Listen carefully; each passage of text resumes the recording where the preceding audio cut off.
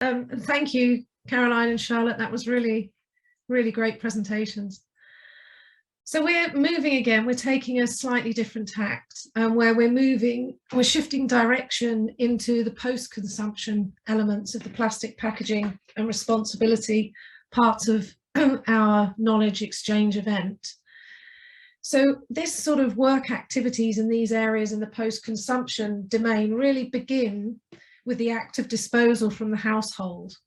And so we're working with, want of a better word, the post-consumption supply chain organisations. And what we're hoping to achieve in this particular area of work is to explore the pathways that plastic packaging takes within the UK, thinking about the waste management, and we've heard about infrastructures already today from Ian, and looking at how we actually attribute different types of values to waste and not just economic. So we've got two speakers again in this session, and it will flow very similarly to the previous one, where we'll have the two presentations and then Q&A at the end. So I'm really delighted I get to introduce Herve Corvellec, who Maria mentioned at the start. He's a professor of management at the Department of Service Studies at Lund University, and he has a really rich experience of interdisciplinary organisational research, especially around infrastructures and waste. And I know he's very engaged both externally and internally to academia. So he's going to present his talk on the normalisation of waste. And then our research associate, Matteo Saltalippi, he's exploring and he's going to share our initial findings of looking at this macro landscape to try and understand what the ideas of responsibility are for the post-consumption organisations and stakeholders.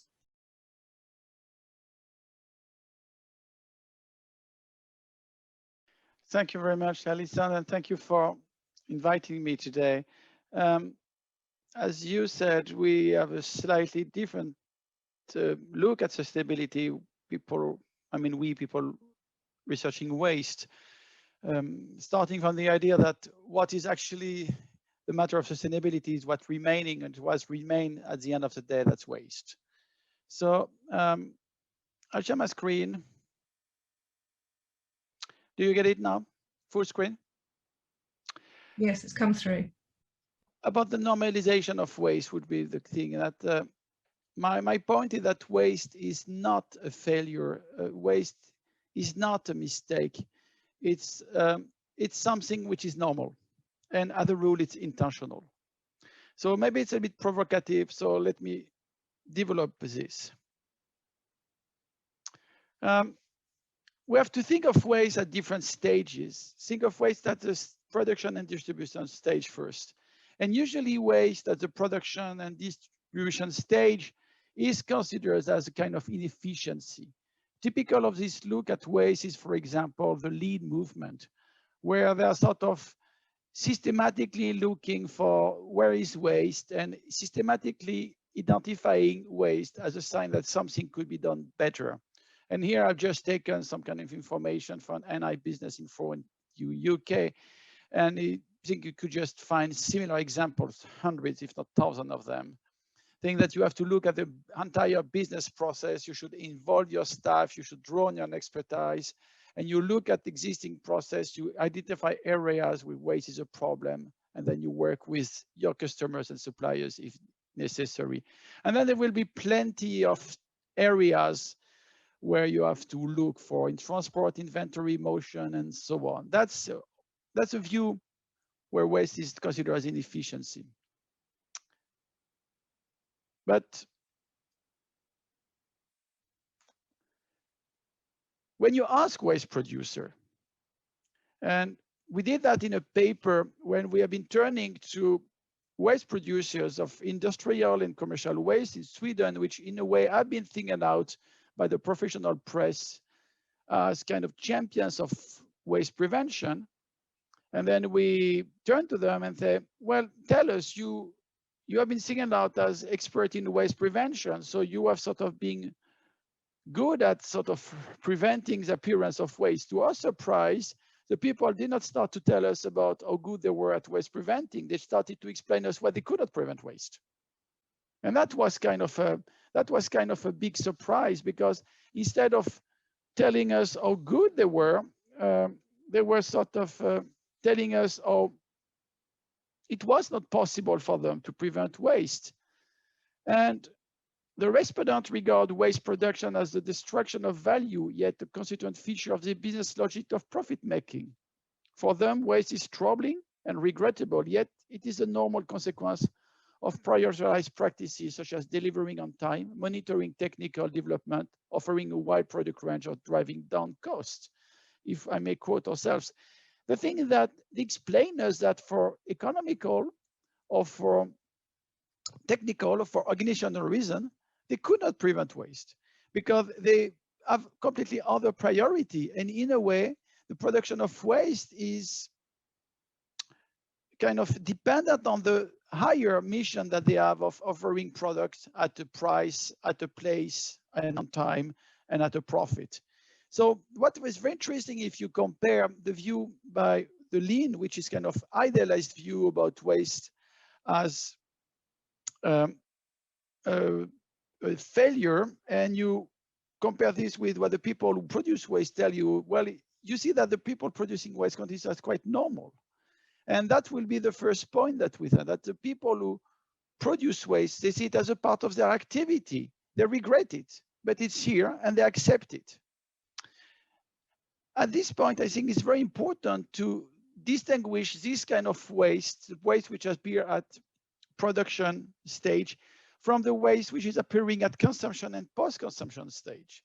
If you look at this picture, for example, on the left, that's a kind of a program. It's a CAD/CAD program, which is to optimize the production of textile and to minimize waste. And that's typical of the, I would say, the Lean view, that you have to minimize waste.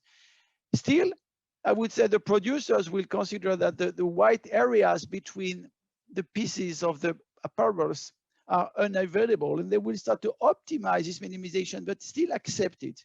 But my point is that this is a kind of technique which has made possible for companies such as Zara or H&M and other companies in the fast fashion industry to produce extremely cheap clothes which are turning into waste very rapidly.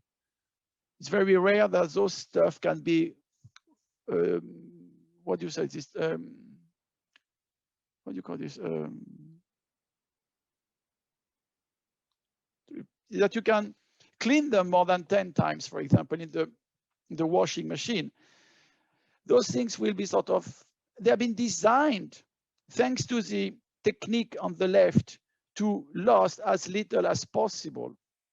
And the point is that you have efficiency in sort of reducing waste at the production level to increase actually waste at the post-consumption level. And that's kind of a paradox, that efficiency here, waste is considered on the left-hand side as something to be reduced so that you can sort of optimize production and cut prices so that you can actually allow a very intensive consumption, which in turn is going to increase the quantity of waste at post-consumption level. So I think it's important to understand this rationality of wasting. And the plastic water is another kind of a typical example of this systematic and normalization of waste. And this book by Gay Hawkins, Emily Potter, and Ken Race shows very clearly how the development of the plastic water, the plastic bottle, is a combination of technology, of management, of health consideration, of communication, of corporate and public policies and more. And all those things have sort of aligned, put together, and created a kind of action net, which was it making possible to turn the single-use plastic bottle into a normal thing. But the thing is that this plastic bottle is done to normal things are also led to the fact that now in one day we throw away 1.3 billion of bottle, which would sort of amount to a pile of plastic about the height of the ace of the Eiffel Tower in Paris every day. But the question that, what if single-use bottle had never become legitimate? What if we never had accepted this normality of the bottle? The fact that we take it, and even if we consider still a problem, it's still considered as something we legitimate to go and buy a bottle of plastic. And it's a question about the legitimacy and the non-legitimacy of buying stuff. There are plenty of things which are not longer legitimate to buy or becoming less legitimate to buy. We have seen this very clearly, for example, with the campaigns against flying, for example, the non-flying, and the fact that making short-term flying or flying over to another country for a weekend for shopping, for example, is becoming less legitimate. But the thing is that if we go back, and that the strengths of the book by Hawkins, Potter, and Wraith are showing how plastic water has thought as being finding its way into kind of a normality, something that we do without even thinking of it. It's becoming kind of a doxa of consumption, something which is here that we no longer reflect about. And then we suddenly end up with a problem. Oh, we have 1.3 million of those stuff. What are we going to do with this? And looking for a solution to manage this. But the beginning, the question is that it's legitimate.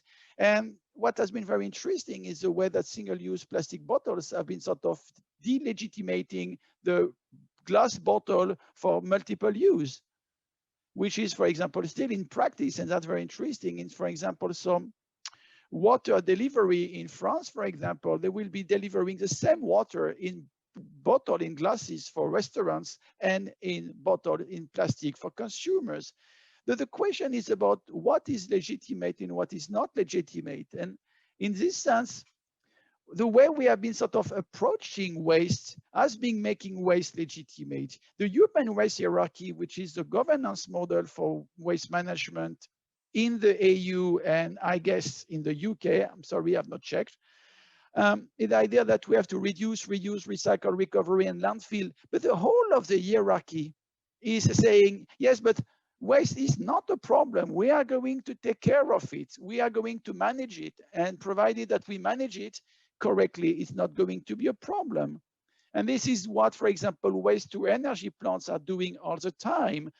Here, the pictures coming from the city where I live, Malmö in southern Sweden, despite my French accent, the fact that the population in Malmö is getting the heat and part of its electricity from the burning of waste, and sort of making waste burning legitimate, making in this case indirectly the intensification of waste production also legitimate, making it not a problem, making something which is normal. Okay, if you look at the picture, you will see plenty of plastic, and if you speak with the manager at SUSAP, they say, well, we need to remove the plastic from the waste. It's not a question of wasting less. It's the question of removing the plastic from the waste, because with too much plastic in waste, then waste to energy plants will not pass the test of the taxonomy, of the European taxonomy, and be qualified and qualify as sustainable investment. And it will be exactly the same thing with turning food waste into biogas. The use, for example, of food waste to produce biogas is a way of turning in this kind of a legitimate, the legitimization and normalization of the wasting of food. And this an idea that I've been developing in a paper in Journal of Material Culture, showing how the kind of development of waste, food waste preparation and food waste chain of value chain, sorry, leading to the production of biogas and biofertilizer is in a way making food waste unproblematic. So you start with what is basically a kind of a moral indignation. You should not throw away food. So many people go hungry and 1/3 of the food never any person's mouth. And you end up saying, but that's not a problem actually ultimately, because we can turn food waste into, for example, biomobility. And that's very interesting, because at this point, then the kind of gluttony from food is becoming kind of a hypermobility. So we sort of manage to connect the two. But the question is that wasting is becoming normal, it's becoming innocuous, it's becoming no longer a problem thanks to the technique and the management of waste. And the thing is that we are sort of ending up in a kind of waste-intensive society. And here I will be calling on Bataille. Bataille said that a society is not qualified by what it's producing, but on the contrary, by the way it's sort of disposing of the surplus that it produces. On the whole, quote, on the whole, a society always produces more than is necessary for its survival. It has a surplus at its disposal. It is precisely the use it makes of this surplus that determines it. The surplus is a cause of the agitation, of the structural change, and of the entire history of society. And obviously the surplus, a way of sort of managing the surplus, is that by sort of throwing it away and making a waste. And then we end up with kind of discussion of whether we are going to reuse it or going to recycle it or going to use it to production of energy, of biogas, or simply landfilling it. But as if wasting would be the most normal thing on earth. And that's what I mean by sort of normalization of waste, which is taking place progressively in the way when at the production stage, the producers of waste will say, well, we have some good reasons to waste. We don't like it, we try to minimize it, but having some kind of rationalization of waste in economic, technical, organizational terms. And then the fact that there is no reflection, the fact that the minimization of waste at production is sort of generating cheap consumption, sort of continuing the view of cheap nature and making legitimate for cheap consumption, leading to very waste-intensive society. And then we have a waste sector, which is making waste invisible and sort of suggesting the fact that wasting is not that serious anyway, since we are managing waste in a correct way. And altogether, that's what I mean is a normalization of waste, again, as if it would be the most normal thing on earth. So thank you very much for this attention. I hope I've not been running over time. And there is some kind of papers that we've been producing here. So thank you very much.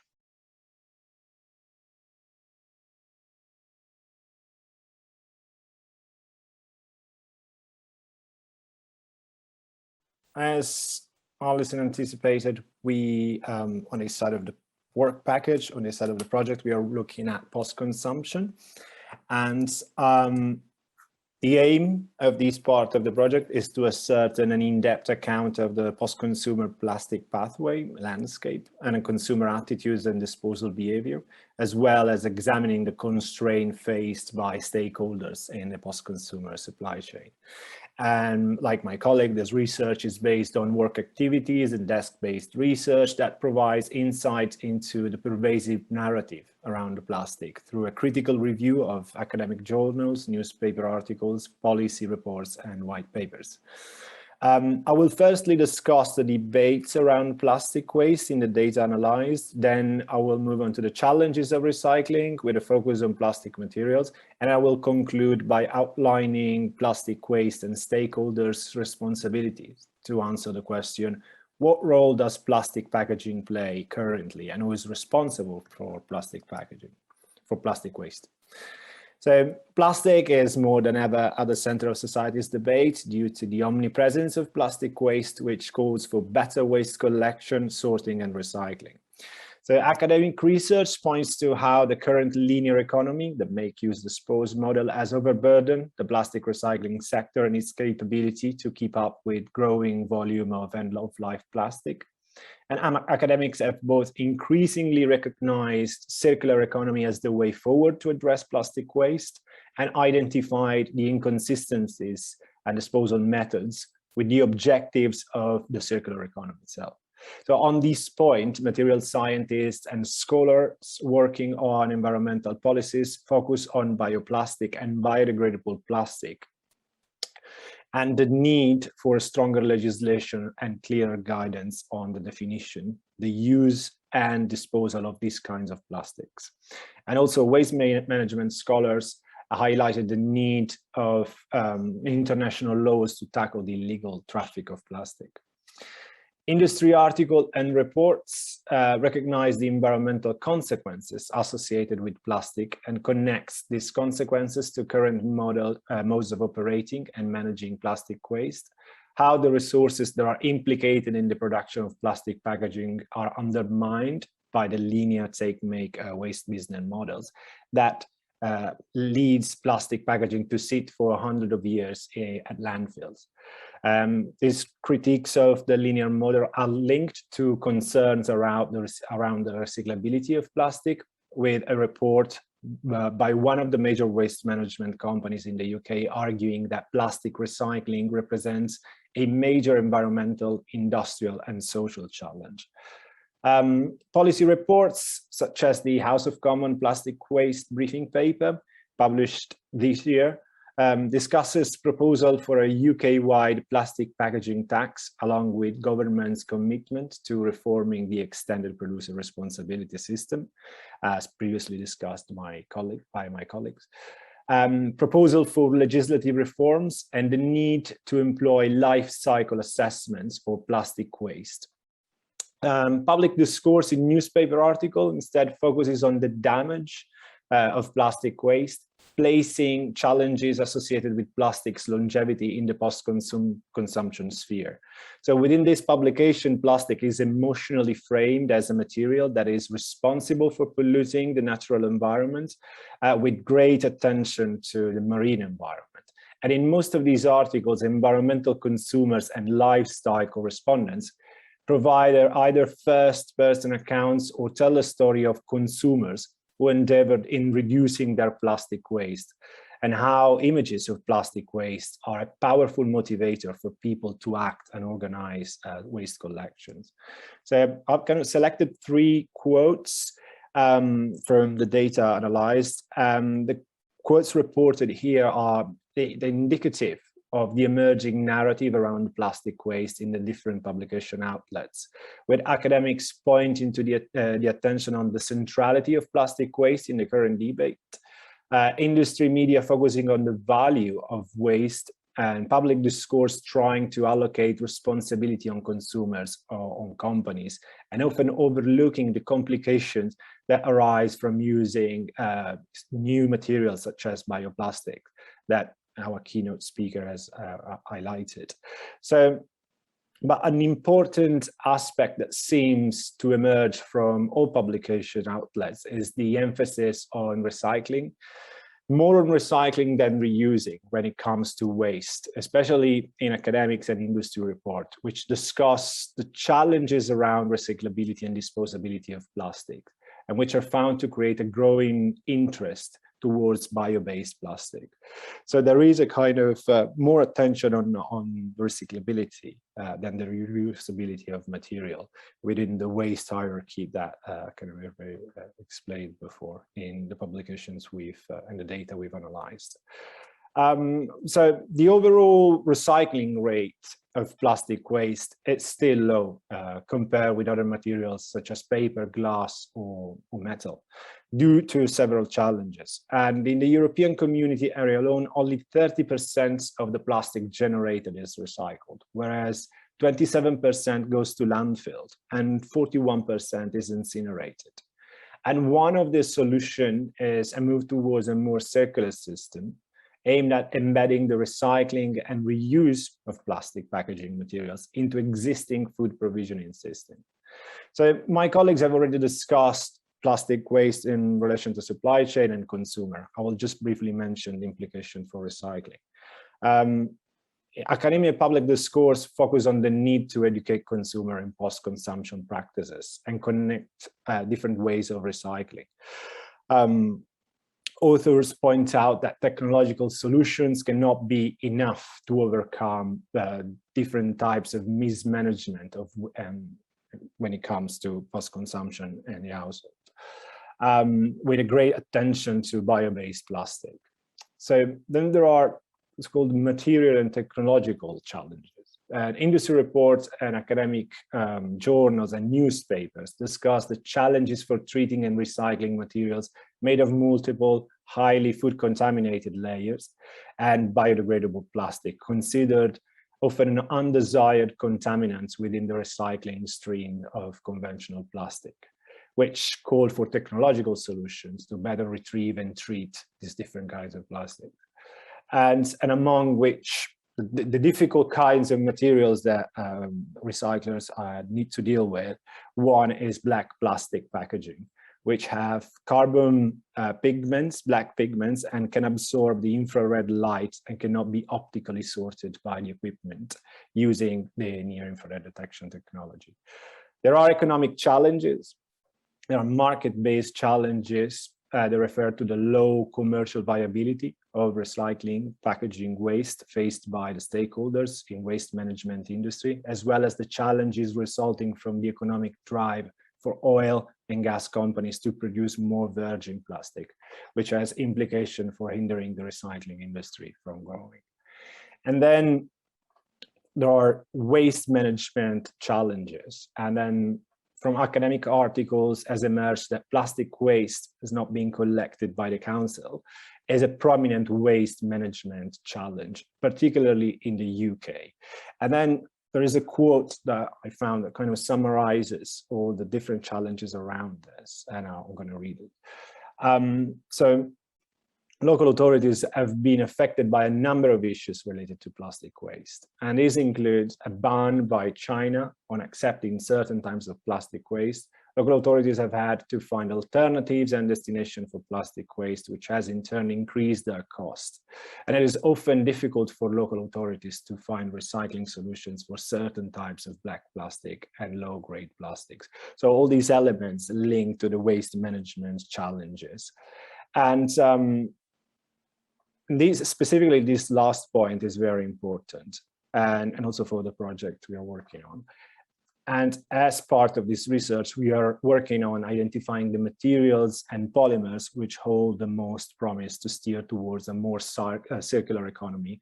Based on the data review so far, we have kind of identified a hierarchy of polymers. I'm not going to go into detail on all of them, but PET seems to be the one that has that holds most promise because it's mostly recyclable and has a very low impact compared to glass. But what is interesting is that even though bioplastic and biodegradable plastic are only 1% of the plastic production so far, there is a lot of attention, especially by scholars on it. But what we could find by analyzing the data is that there are just challenges around that. We could only see the challenges so far. And they are like the need to develop the service, like plastic that holds the content, but also biodegrades easily. The need to educate consumers around the discarding of biodegradable and bioplastic. The need to assess different degrees of biodegradability and communicate that to consumers, and also the need to develop an ad hoc recycling system to avoid pollution while discarded. So to conclude, the data shows that there are three main stakeholders: authorities like national, local government, and also international government like the EU, companies, plastic producers, retailers, and waste management companies, and consumers.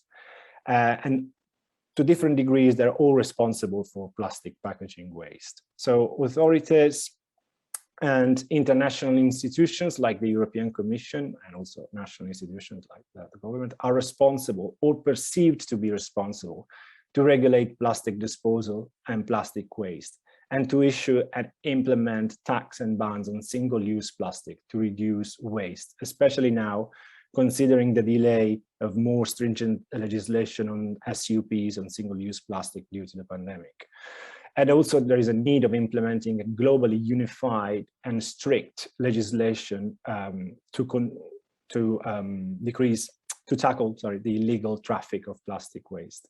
Also, authorities and waste management actors need to improve the collection and sorting of plastic waste under the extended producer responsibility, which has already been discussed, and the need to identify the plastic materials which hold the most opportunities for steering towards a more circular economy. And at the same time, they need to raise the public awareness on waste disposal and educate consumers on the different types of plastic. Again, here, this responsibility on consumers is interesting because the consumers are always seen as passive, or mostly seen as passive in the data analyzed. So this is something we need to focus on, really understand the role of consumers, and also try to understand where the gap is between recyclability and reusability and reusing of plastic. And this is one of the things we're going to do next. So we will gather some more data and consolidate the findings and to identify key drivers, barriers, and opportunities for fundamental waste system change.